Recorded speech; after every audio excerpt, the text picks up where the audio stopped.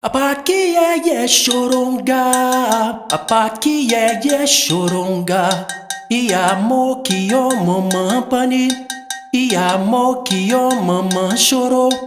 Bawa dewa joani bomio.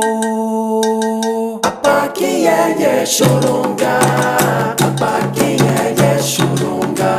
E amor que o mamãe pani, e amor que o mamãe chorou. Bawa dewa joani bomio. Apaki ye choronga, apaki ye choronga.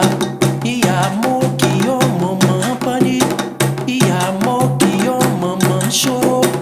Bawa dewa joani bomio. Apaki ye choronga, apaki ye choronga.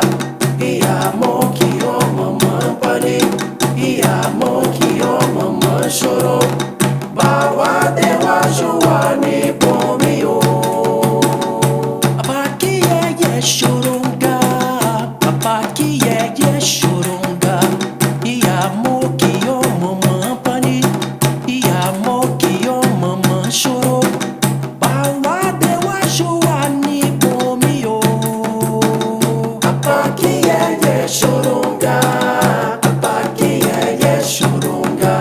E amor que o mamãe pani, e amor que o mamãe chorou. Bawa dewa joani bomio. Apaki ye choronga, apaki ye choronga.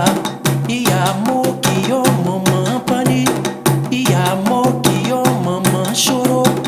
Bawa dewa joani bomio.